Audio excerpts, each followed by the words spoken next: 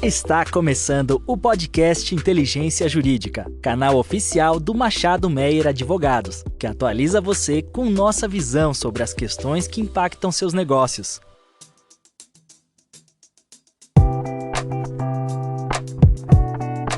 Olá a todos, bem-vindos a mais um episódio do podcast Inteligência Jurídica. Eu sou Eduardo Ferreira, sócio da área ambiental do Machado Meyer. Homem branco, de cabelos curtos, atualmente usando óculos e de camisa azul. Esta é uma edição especial do nosso podcast da área ambiental, que vai tratar do mercado de carbono, as oportunidades e desafios para o desenvolvimento desse mercado no Brasil, com foco no setor privado. Tenho o prazer de receber Natália Renteria, diretora de Assuntos Institucionais e de Mudanças Climáticas da Biomas. Natália, é um prazer te receber aqui. Muito obrigado por aceitar o nosso convite. Olá, Eduardo, agradeço o convite, é um prazer enorme estar aqui e poder conversar desse assunto tão atual. Eu sou Natália Renteria, mulher branca, de cabelo castanho médio, estou com uma blusa rosa. Muito obrigado, Natália. Então, para a gente começar, eu queria trazer, acho que muito se debate na mídia, mercado de carbono. E acho que o tema passou muitos anos aquecido ali, depois do protocolo de Kyoto, né? O tema foi adormecido por diversas questões internacionais, mas acho que a COP26 na Escócia reaqueceu o tema, até por um viés de regulação. Nós temos um mercado de carbono internacionalmente desenvolvido, o mercado voluntário, mas o Brasil vem discutindo nos últimos meses, eu diria até anos, uma tentativa de regulação do mercado de carbono. No ano passado, em 2022, nós tivemos o decreto que tentou aí regulamentar, de certa forma, o Sistema Nacional de Reduções de Emissões de Gases do Efeito Estufa. Este decreto já foi revogado em 2023, e nós voltamos a discutir uma regulamentação. Há diversos projetos de lei que buscam implementar efetivamente um mercado de carbono regulado. Como você acredita, Natália, que se dará a relação de um mercado regulado com essas iniciativas internacionais que já existem e a participação efetiva do setor privado nessas discussões? Qual a importância do setor privado na instituição efetiva de um mercado regulado no Brasil? Ótima questão, Eduardo. Vamos lá. Eu adorei você colocar esse reaquecimento do mercado de carbono nos últimos anos. A gente teve aí uma reconstituição do ecossistema de mercados após o Acordo de Paris, com a entrada do setor privado justamente agindo de uma maneira diferente em relação aos compromissos de mitigação. Antes a gente trabalhava muito com obrigação sobre os estados, e depois do Acordo de Paris, com essa nova abordagem voluntarista, o setor privado ele veio para trazer aí novas ambições dos compromissos. E isso encaixa muito na sua pergunta, porque justamente a gente tem que entender o papel do mercado regulado e o mercado voluntário. Qual essa diferença principal e como o setor privado age de maneira diferente em cada um deles. Então, o setor privado ele é convidado a participar dessas iniciativas de maneira muito distinta. Então, no mercado regulado, que foi o que você trouxe, ele nada mais é do que uma política pública. Então, cada governo ou cada região ele determina como que os atores econômicos que vão ser abrangidos por aquela lei, eles vão se organizar para diminuir as suas emissões. E o mercado de carbono, e o mais comum deles é o Cap and Trade, ele oferece ali um mecanismo de flexibilização, de facilitação daqueles atores privados. O mercado voluntário, ele tem um perfil muito diferente. Ele acaba trazendo um plus. Ele tem os atores privados, eles se engajam nesse mercado de maneira voluntária, e ele não é uma política pública, ele não é um mercado que recebe imposições legais. Então, essa primeira diferença ela é muito importante da gente fazer, até para a gente entender que o setor privado no mercado regulado, ele é um agente dessa política pública, de você colocar em práticas medidas de precificação do carbono na economia daquele país que vão gerar a redução de emissão desejada. Excelente, Natália. E aí a gente entra num ponto que acho que para o nosso público, debater mercado de carbono, a discussão ela é tão ampla e traz tantas informações que a gente precisa, acho que, debater, quando você menciona, mecanismos e a grande diferença entre mercado regulado e mercado voluntário. E eu acho muito interessante quando você menciona a necessidade disso estar fixado, inclusive porque você estava à frente de iniciativas de um dos substitutivos, do PL, o famoso PL 528, 18 de 2021, né, de um mercado de carbono regulado no Brasil, vocês capitaneou o texto de um substitutivo para um mercado de carbono. E eu sei que a gente trata dessas questões de redução de emissões na perspectiva brasileira, sempre olhando para os exemplos internacionais. Mas a realidade brasileira de emissões, elas também se diferem dos outros países, do mercado europeu, dos Estados Unidos. E um primeiro exemplo que eu dou, e eu acho que talvez seja o principal, é a questão energética. Hoje nós temos no Brasil mais de 90% de fontes renováveis de emissão no Brasil, o que é completamente diferente de outros países. Quando a gente olha todas essas proposições e todos os PLs que estão em discussão e tudo que se imagina, né? Também os textos que não são ainda PL, mas que já estão em debate nos diversos setores. Qual é a sua visão em relação a um modelo? Qual o modelo que no Brasil, não vou dizer mais adequado, mas que englobaria os interesses do setor privado e se adequaria como uma política adequada, concreta, essa política pública que você mencionou? Maravilhoso, Eduardo. Muito bom a gente abordar isso. Você tocou num ponto que é muito bom a gente começar falando disso. Então, o Brasil tem particularidades na sua constituição da sua emissão, que tem que ser consideradas quando a gente determinar a nossa política pública. Então, o Brasil ele se baseia muito no mercado europeu. É uma referência, e é válida a referência, porque o mercado europeu ele tem anos rodando, ele já passou por altos e baixos, então a gente sempre tem lições aprendidas desse mercado. Então, isso é muito válido. No entanto, a nossa Constituição de emissões, ela é muito diferente. O mercado europeu ele foi desenvolvido para tratar de emissões vindas do setor energético, que é lá onde tem o maior problema de emissões para eles. Os nossos problemas são diferentes. Então, o nosso setor que mais emite definitivamente não é o industrial, mas o industrial também precisa ter a sua emissão direcionada. Então, quando a gente fala do mercado regulado no Brasil, dentro desse estilo do Cap and Trade, ele vai ser direcionado para emissões industriais. E por que o Cap and Trade ele tem essa característica de englobar emissões industriais? Porque pela capacidade de você medir aquelas emissões, que é absolutamente necessário para o sistema de Cap and Trade, porque você dá a permissão de emitir em cima de uma medida que você vai tomar desses atores. Então, a sua capacidade de medição, ela não pode ser inexata, ela tem que ser exata, para você ser justo com aquele ator. E para isso ser exato, você acaba tendo que regular fontes de emissões estacionárias, que é o que a indústria propõe. Então, isso é uma coisa que a gente tem que entender. O Cap and Trade ele é destinado a emissões estacionárias da indústria. Dito isso, o Brasil, como a gente tem falado, ele tem essa característica que é só uma parte pequena das nossas emissões. Então, como que o Cap and Trade podia responder à nossa necessidade e a gente ter aí um ecossistema de regulação de carbono que atenda a todas as nossas necessidades? Então,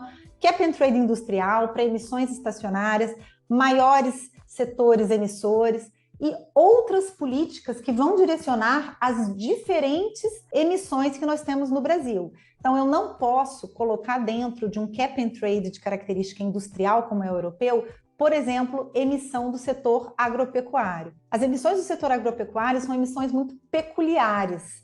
Imagina, diferente de uma indústria que tem uma fonte de emissão estacionária, você imagina um rebanho bovino no pasto. Você tem uma característica de medição disso muito diferente. Então, você não pode tratar da mesma maneira objetos que serão regulados tão diferentes. Então, vamos estabelecer um Cap and Trade industrial, vamos ter isso claro, qual é o objetivo da nossa lei, cuidar das emissões industriais, que são muito importantes, estabelecer uma ponte com o mercado voluntário, que está fora dessa política pública.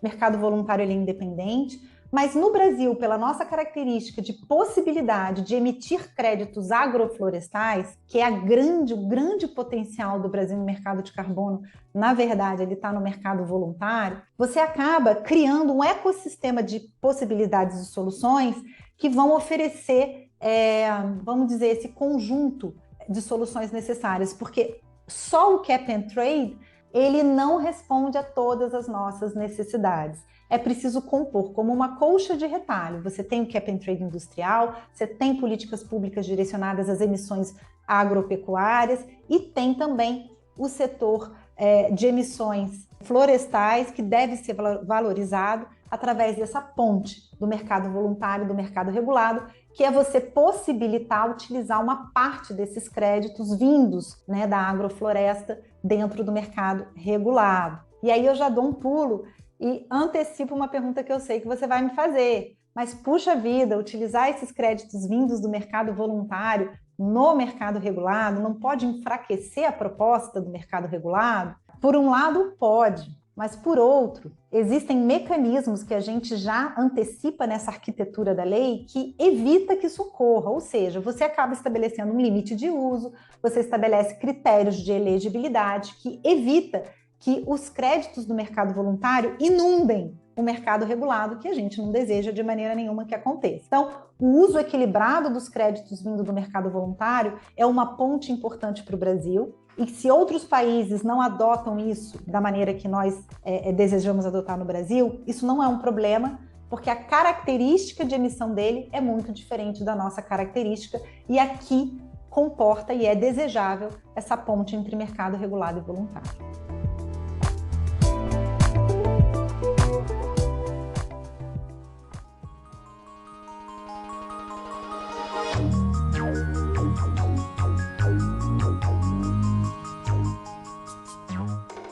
Esse é um tema que acho que é o tema palpitante quando a gente fala de mercado de carbono no Brasil, porque acho que independentemente de governo, de pessoas que estão no governo, o fato é que todos olhamos para o mercado de carbono no Brasil e percebemos essa potencialidade enorme nos projetos agroflorestais, então reflorestamento, REDD+, esse tipo de projeto. E aí acho que você antecipou bem essa questão de como concatenar um mercado regulado que a princípio vai focar no cap and trade, vai focar em fontes estacionárias, com um mercado que tem uma característica essencialmente voluntária, né? Você precisa não ter regras estanques ou rígidas para justamente possibilitar o desenvolvimento deste mercado voluntário ou de características distintas para que, né, haja aí uma congregação de valor e que seja utilizado. E aí acho que dentro disso, e até trazendo um pouco da sua experiência na Bioma, como, né, o desenvolvimento desses projetos de reflorestamento, as dificuldades de Brasil, como você vê esse desenvolvimento e essa possibilidade do desenvolvimento dos projetos de reflorestamento, REDD+, e a geração de crédito de carbono a partir da preservação? Porque acho que é algo que é um pouco menos palpável, né? Acho que você define muito bem. Quando eu falo de uma fonte estacionária, eu vou de alguma forma medir a emissão dessa fonte e o crédito vai ser gerado em cima de algo que tem um parâmetro. Agora, quando eu falo de uma fonte que ela não é fixa, você mencionou rebanho, e temos várias outras na nossa atividade agroflorestal. Como colocar toda essa dificuldade fática dentro de um contexto de um mercado, possibilitar que esse mercado gere créditos que serão valorizados e, mais do que isso, olhar para as métricas e para os compromissos brasileiros e internacionais, e aí brasileiros que eu estou falando de país, né, como país membro e signatário do Acordo de Paris, como utilizar todo esse arcabouço e essa potencialidade brasileira nesses projetos para que, de fato, este mercado voluntário casado com o futuro mercado regulado, gere benefícios concretos não só no setor privado, mas também nas metas internacionais assumidas pelo Brasil. Maravilhoso, Eduardo. Vamos lá. Nem sei por onde começar de tanta coisa que tem para falar, né? Mas o que a gente tem que entender da potencialidade do nosso mercado voluntário, da credibilidade dele e como que ele pode realmente ancorar aí diversas soluções, seja públicas, sejam privadas. Primeiro, vou dar uns passinhos para trás e a gente vai caminhando na resposta. O que a gente tem hoje no mercado brasileiro voluntário? A gente tem projetos de REDD, que são os projetos que mantêm a floresta em pé acontecendo, e a gente tem um início de mercado de remoções, que são o mercado de reflorestamento. Então, eles são tipos de créditos muito distintos, tá? Um é de emissão evitada, que a gente chama, e o outro é de emissão de remoções. Mas ambos são agroflorestais. Eles estão em momentos de valorização muito distintos também. Como o mercado de REDD, ele já vem acontecendo depois de um tempo, ele está num certo momento de contestação, até de revisão de metodologias, e o mercado de remoções, ele está num momento inicial. Por quê? Primeiro que a remoção e o reflorestamento são projetos muito caros. E até então, no Brasil, não existia base financeira para possibilitar que esses mercados se desenvolvessem. Com a aparição do crédito de carbono, o mercado de reflorestamento está ganhando um fôlego completamente novo. Se antes o restauro ele era baseado num manejo florestal madeireiro, hoje a gente vislumbra um restauro florestal de base no carbono como financiador. Então, isso coloca o crédito do restauro num outro momento. Então, a gente tem um mercado de RED estabelecido, que está passando por uma prova de credibilidade, e um mercado de remoção que precisa ainda se cristalizar, porque ele está ainda num momento muito inicial. Então, dito isso, são duas oportunidades distintas em momentos distintos, ambas válidas e ambas necessárias. Porque se a gente pensa no desafio florestal brasileiro de preservação e de restauro, ele é gigantesco. Por máximo que a gente tenha política pública de comando e controle, ou seja, que a nossa lei seja cumprida, mesmo assim o desafio ainda é enorme, porque a aplicabilidade disso é muito difícil. Então, contamos com a aplicação da lei e que isso melhore cada vez mais, mas o mercado de carbono ele pode vir trazendo aí elementos de preservação e restauro que são muito necessários. Como que o Brasil pode tirar proveito disso? Tanto do lado privado quanto do lado público. E isso é muito interessante a gente falar e de falar de maneira aberta, porque eu acho que a gente está no momento de estabelecer esses parâmetros no Brasil. Então, tudo que o Brasil estabeleceu de compromisso internacional dentro da NDC brasileira, que é o nosso documento de compromisso nacionalmente determinado e que serve de base para a convenção, ele se baseia no esforço da política pública. Então, é aquilo que o governo estabelece e colhe os frutos. O setor privado ele pode agir dentro dessa regulação desde que ele se submeta a ela. E os resultados disso podem ser contados na NDC. Então, por exemplo, um Planaveg, que é uma política pública de restauro, de restauro. Quando o setor privado agir dentro da determinação e dentro do aproveitamento dessa política pública, aquele resultado é direcionado para a NDC. Quando o crédito gerado pelo mercado voluntário ele entra no mercado regulado para agir dentro daqueles parâmetros, ele vai ser utilizado para a NDC brasileira. Quando o setor privado está fora do âmbito dessa política pública e está agindo na livre demanda, aquilo é um plus, é um a mais, é um além do que é estabelecido pelo nosso compromisso. Então, a gente tem que ter esses parâmetros claros para não gerar nenhuma falta de entendimento sobre o papel de cada um e nenhuma expectativa que vai mandar para o investidor estrangeiro uma informação errada, causando uma insegurança jurídica. Então, existem duas maneiras da gente cuidar desse assunto, via política pública dentro do compromisso da NDC, que vai sofrer todos os direcionamentos do artigo 6º, ajuste correspondente e todas as necessidades para se cumprir a Convenção Climática, e em paralelo existe aí o movimento do mercado voluntário. Não sei se eu passei por todos os elementos da sua pergunta, mas se eu não passei, a gente pode voltar. Não, acho que, assim, por nosso espaço aqui, certamente você passou por todos. E aí eu tenho uma última, acho que talvez uma última pergunta. A gente poderia passar o dia todo aqui conversando sobre esse assunto, porque ele tem vieses e direcionamentos muito amplos e desafios muito grandes. Mas nós ainda estamos num momento em que o mercado regulado no Brasil não existe. Então, acho que sedimentar este entendimento, né, de que o nosso contexto atual é de um mercado inexistente do ponto de vista regulado, não há lei regulamentando o mercado de carbono no Brasil. Como você imagina que essas discussões legislativas devem ocorrer daqui para frente, né? Nós tivemos iniciativas em 2022, concatenadas ali com a COP de Glasgow. Tivemos muita movimentação do setor privado, movimentação do setor público, mas isso não gerou concretamente a aprovação legislativa para o mercado regulado. A tentativa do sistema, do SINARE, de um sistema de registro, foi uma tentativa que também, falando abertamente, não saiu do papel, se tentou ali um sistema e uma sistemática de planos setoriais que também não avançaram, e nós voltamos, neste momento, a discutir iniciativas PLs, projetos de lei para avançar. Então, acho que, assim, o seu olhar, como especialista na área e como alguém que está ali, eu vou dizer, no dia a dia das discussões, que você antecipa de discussões? Acho que todos esses temas que nós passamos aqui na nossa conversa perpassam as discussões legislativas, mas como você vê a vontade política, e aí política que eu quero dizer é normativa, né, política legislativa, de caminhar para que efetivamente tenhamos ainda em 2023, eventualmente, uma lei aprovada que regule o mercado no Brasil e discuta esses pontos que você abordou de forma tão clara para a gente aqui nesse nosso episódio? Olha, vamos lá. Eu acredito que a vontade política, ela existe, ela é presente, ela está claramente sinalizada atualmente, e até pela aceleração de minutas que você citou, né? A gente teve uma série de textos que foram colocados à mesa, o setor privado foi chamado para opinar, e um grupo interministerial foi criado para avançar esse texto. Então, eu acredito que a gente vai ter uma regulação muito em breve. Eu acho que o momento que a gente está, muito além da adoção dessa regulação, é a gente ter claro para que a gente quer essa regulação, o que ela vai nos entregar no final desses meses aí de espera. Então, o Brasil, o mercado regulado, ele vem através de uma política pública, e é isso que eu entendo que seja o objetivo desse texto.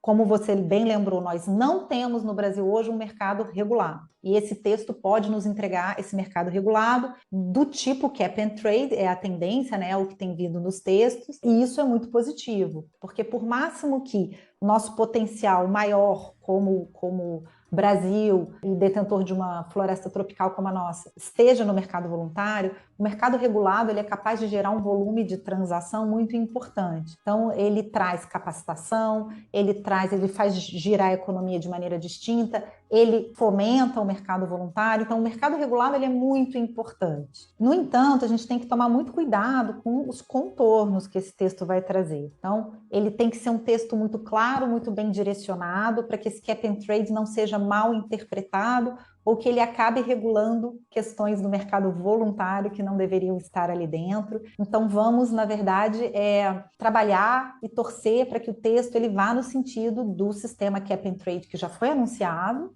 sejamos justos, que já foi anunciado, com a valorização dos nossos créditos do mercado voluntário. Muito cuidado na questão da natureza jurídica desse crédito, e aí eu toco num tema até um pouco mais técnico, mas um tema necessário, porque a natureza jurídica de um crédito é aquilo que classifica aquele crédito ou aquela allowance ou aquela permissão dentro do universo jurídico, e isso traz consequências tributárias e contábeis, e essas consequências tributárias e contábeis elas vão ser determinantes para o crescimento do mercado. Então a gente vai ter um crescimento limitado ou não, dependendo de como que isso vai ser apresentado nesse texto. Então agora eu acho que a gente superou a questão que a gente chama que é a parte ali do lastro ambiental, ou seja, já entendemos que teremos um mercado regulado do tipo cap and trade, direcionando aquelas emissões ali industriais. Ok, então vamos discutir agora o lastro comercial da nossa legislação.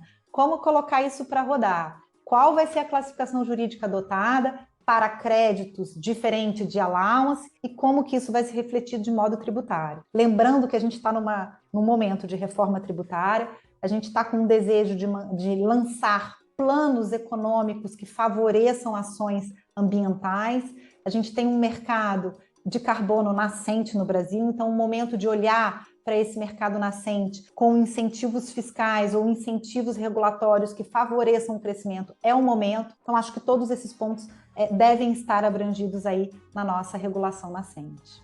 Natália, como eu disse, podemos passar aqui horas e horas debatendo esse assunto. Foi um prazer recebê-la e todo o seu conhecimento sobre o tema, como alguém que está muito engajada nas discussões, à frente mesmo, né, desses debates e absolutamente envolvida nas questões textuais e no desenvolvimento de um mercado de carbono. Novamente, eu gostaria de agradecer a sua presença, dizer que foi muito enriquecedor tê-la nesse nosso episódio e já deixar um convite público para que, né, quando tenhamos o nosso mercado voluntário, tenhamos uma edição especial 2 do nosso podcast sobre mercado de carbono, para então debater o texto legislativo, que a gente possa, sim, ter essa vontade política bem representada num texto normativo e que a gente possa, quem sabe, ainda em 2023, ter uma nova versão desse nosso podcast para tratar, então, do mercado regulado, sua regulamentação, seus desafios a partir do que for colocado. Acho que você abordou bem aqui os desafios todos que temos para colocar no texto, mas que pelo menos tenhamos um texto que vai, de fato, incentivar o mercado regulado sem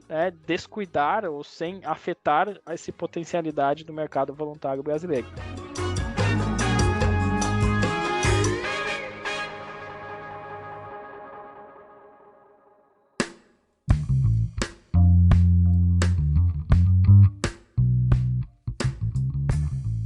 Natália, muito obrigado pela sua participação. Foi um prazer tê-la aqui. Bardo, o prazer foi meu, a conversa foi ótima, realmente super agradável e útil. É um tipo de conhecimento que a hora de falar é agora.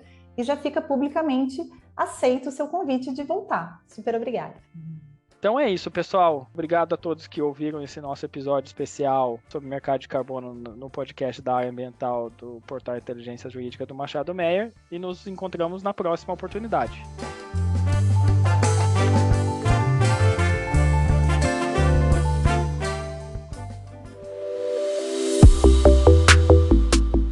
Você ouviu mais um episódio do podcast Inteligência Jurídica. Além de favoritar e compartilhar, agora você pode participar da nossa caixinha de perguntas e enquetes aqui no Spotify. Ouvir você é fundamental para continuarmos aprimorando nossos conteúdos.